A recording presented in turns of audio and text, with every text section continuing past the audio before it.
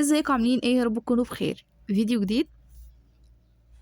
وقبل ما نبدأ الفيديو ما تنسوش تصلوا على النبي وتشتركوا في القناة وتفعلوا الجرس وتدوسوا على اللايك، واهم حاجة تفعلوا الجرس عشان يوصلكوا كل الفيديوهات اللي انا بنزلها جديد. تعالوا بقى نشوف روتين النهاردة. وكالعادة عندي امتحانات وقلت اخدكم معايا الجامعة واوريكم اليوم من اوله عامل ازاي. هنا كنت واقفة وباقي على اللجنة ربع ساعة بالظبط وتبدأ، ولكن لازم اوريكم الفيو الجامد ده. جامع كفر الشيخ، وكل عارف البوابة دي بتنزلكوا عند مجمع الكليات اللي في نص الجامعة. كنت انا بقى واقفه مستنيه الطابور اللي هناك ده يخلص عشان اطلع، ولكن كله تقريبا نفس التفكير وكلهم كانوا مستنيين الطابور يخلص وما خلص. المهم طلعت وكان باقي 10 دقايق بالظبط واللجنه تبدا، وعلى ما طلعت كان باقي 5 دقايق بالظبط. ال5 دقايق دولت عملت فيهم ايه؟ قعدت اصور واتفرج على الناس واشوف مين اللي مبرشم واشوف مين اللي هيغش من التاني وراقب على الكاميرات، وكنت بظبط في الدنيا. ملناش دعوه بالناس دي، كنت بحاول ان انا ما اصورش حد وانا بمتحن في الطرقه، ما بمتحنش لا في القاعه ولا في مدرج. فدي اروق لجنه ممكن تشوفوها. لجنه مش سالكه لبعضها خالص، ما تعرفش حد. هقول لكم اللي بيحصل في لجنتي ازاي. ولد وحيد مسمينه الدحيح، رغم ان هو لو بصيتوا في وشه مش هتلاقوه دحيح خالص يعني. اخره يقعد في اي مكن كده بالليل. المهم بيقعد في النص، البنات بتغش منه وتطلع مراقبه الكاميرات تفصلهم عن بعض او تعمل لهم محضر غش. هنا بقى المفروض الناس كانت بتسلم تليفوناتها وشنطها وكده. انا بقى كنت قاعده بصور، اللي هو انت بتعملي ايه؟ دي لجنه. بس الحمد لله محدش شافني غير الكاميرات. بس برضو محدش اتكلم معايا، لان انا كنت بصور من تحت لتحت كده زي ما انتم شايفين. هنا بقى كنت نزلت وخلصت، كنت نازله في نص الوقت بالظبط. مش شطاره مني او انا دحيحه، لا، ده انا مش حل حاجه ومش متاكده من الامتحان خالص. فقلت انزل وزي ما تيجي ببركه ربنا، لان اصلا ما كنتش مذاكره. وانا ما بذاكرش غير ليله الامتحان، ده معروف عني. ولو ذاكرت تبقى كرامه بصراحه. قلت بقى اوريكم العمق بتاع الجامعه، بتاع الجامعه كفر الشيخ. بجد ملهاش اي مستوى عمق. حلو قوي. جامعه بجد والله مش بتريق. جامعتنا حلوه قوي وجواها حلو جدا. شمس ليل نهار. حلوه خالص يعني. حبيت بقى أنا اوريكم الجو ده اللي انا كنت قاعده فيه. بس يومها الجو كان حر جدا، يعني اصلا كنت مصدعه من كتر الحر، مش من كتر المذاكره عشان ما ذاكرتش. كان في ناس متهوى كده، بس هوا سخن بقى، ان هو انت شايف قدامك اصلا. واروح بقى فاضيه؟ لا، ده لازم ماما تشيلني طماطم وبطاطس وخيار وتسويق. يعني كنت قاعده في المواصلات شايله على رجلي، مش طالبه جامعيه، لا ده فاتحه بيت، انا ست بيت يا جماعه. المهم بقى كنت مروحه وقلت برضو اوريكم الطريق بتاعنا عامل ازاي، ده مش سيتي، طريق الدولي. قلت بقى اروح اجهز الغدا، يعني انا ست الكل بعتاني اجيب لها امتحن لها، امتحن لي وبعد كده اسوق لها وبعد كده اجي اجهز الغدا. بس مش مشكله، كله فدا ماما، ربنا يديها الصحه. المهم بقى قلت هعمل سمك. السمك ده هيبقى سمك ماكريل. قلت اعمل له الخلطه بتاعه الاول، هو يبقى في صينيه كده، انا كنت عاملاه معاكم في رمضان قبل كده. وحطيت بصل وطماطم وفلفل، وهحط معلقه كبيره من الصويا ومعلقه كبيره من دبس الرمان. وكمان هحط بقى التوابل. وكمان دبس الرمان مكان السكر. يعني لو مش متوفر دبس الرمان حطوا معلقه من السكر صغيره. اول حاجه احط معلقه من الملح ومعلقه من الكمون. السمك حلو قوي بالذات لما تحط عليه كمون. وكمان كزبره وكمان توابل، اللي هو السبع بهارات وبابريكا. السبع بهارات ده انا عملتها في البيت، ويمكن تقريبا معديين السبع. حطيت بقى معلقه كده او معلقتين من الزيت كبار. زيت نضيف مش زيت التموين. زيت التموين على راسي برضو. المهم حطيت برضو معلقة من الخل صغيرة، مش هنكتر خل. بعد كده هقفل كل ده واضربه في الكبة. يعني انا مش هخليها ناعمة قوي، انا عايزاها بالشكل اللي انتوا هتشوفوه ده. هنفض بقى كل الكلام ده وامسح الكلام ده برضو. واجيب السمك واتبله. طبعا هتبل السمك بايدي، مش استحالة يتبل بالمعلقة. احنا زودنا الكميه شويه لان بابا جه من السفر، فاضطرينا ان احنا نزود الكميه. انا كنت بقول ان احنا مثلا لو احنا 3 افراد فبنعمل 3 سمكات، لا احنا زودنا الكميه. وكمان تيتا وبابا كانت موجوده معانا في اليوم ده فضاعفنا الكميه كمان. عايزه اقول لكم ان صينيه السمك دي بتبقى اجمد انواع السمك اللي باكلها. بعد السمك الصغير اللي هو فيه بطاريخ او بطارخ، انتوا بتسموها ازاي مش عارفه. المهم عايزه اقول لكم كمان ان انا حطيت توم مع الخلطه.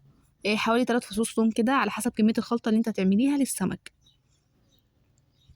هنا بقى كنت تبلت كل السمك وحشيته كويس جدا. والمهم ان انا اظبط ملح اللي انا بضيفه على الخلطه، لان السمكه بتشرب من ملح الخلطه.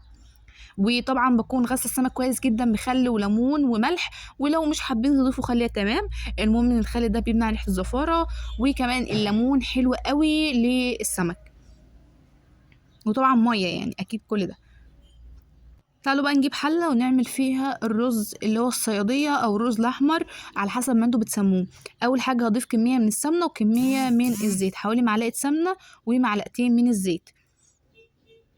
هستنى ان هو يسخن كويس جدا، وهضيف عليه بصلاية صغيرة أو بصلاية وسط برضو على حسب الكمية اللي انت هتعملها للرز.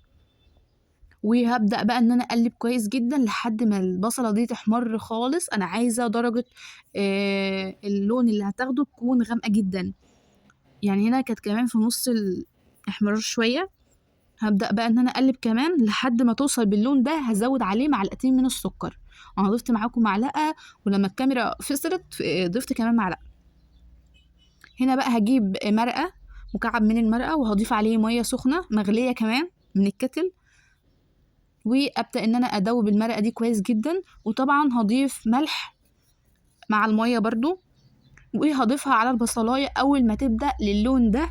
يعني أنا عايزاه تغمق جدا عشان لون الرز يكون غامق. هنا أضيف المية وهتبدأ بقى تغلي، يعني أنا كل شوية بزود. هديها تقليبة وهروح بقى للسمك. السمك ده أنا كنت في المرحلة دي مشغلة الفرن عشان يسخن كويس جدا، يعني تقريبا لدرجة حرارة 180. هضيف بقى زيت كده على وش السمك عشان يحمر كويس. المهم ان السمكة كلها تكون محشية او متغلفة بالتتبيلة او الخلطة، وبحط عليها زيت عشان تحمر. بعد كده المية بتاعت الرز بتغلي، هشيل بقى كل الكلام ده بمصفى صغيرة اللي هو البصل ده.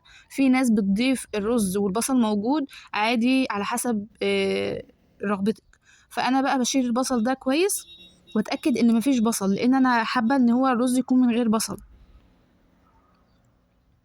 واتأكد بقى ان مفيش خلاص اي قطع بصل. هضيف الرز، دي كانت 2.5 كوباية من الرز، عليهم برضو 2.5 كوباية من المية، وعلى حسب نوع الرز بياخد كمية مية كتيرة او اقل. وده السمك هحطه في الفرن وهسيبه على نار هادية جدا، واحس خلاص ان هو استوى هعلي الشواية عشان يتلون. وطبعا لو انت حابه تقلبيه على الجنبين كده عشان يحمر تمام، انا عملت كده برضو. عايزه اقول لكم ان هي ما كانتش ناشفه ولا كانت طريه، كانت مستويه كويس جدا وكان طعمها حلو قوي قوي قوي.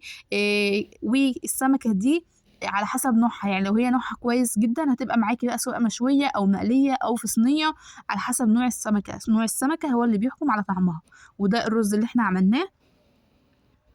عايزه اقول لكم ان الغدوه دي طبعا كان فيها سلطات بقى وبصل والكلام ده كله، فانا ما لحقتش اصور، كنت بصور باستعجال عشان كان ميعاد غدا، اصلا كنت متاخره في التصوير بيأخر، وبابا كل شويه يستعجلني الغدا الغدا. فخلصت بسرعه وقلت بقى ان انا اصور السمك والرز، وبعد كده احط بقى السلطه والكلام ده، رغم ان السلطه كانت جاهزه والبصل والحاجات دي كلها كانت جاهزه. بعد الغدا والحمد لله اتغدينا، عملت بقى 3 كوبايات شاي بالنعناع. انا عملت 3 كوبايات على حسب الطلب، لانه في فريق ما بيشربش شاي وفي في فريق بيشرب شاي، فانا من النوع اللي بشرب شاي بالنعناع. ولو عايزين شاي بالنعناع يكون طعمه حلو ما تكتروش النعناع، يعني هو كتر النعناع ده هيغطي على طعم الشاي، فانتوا لما تقللوا نعناع مع الشاي فهيدي طعم حلو كده، ميكس شاي بالنعناع.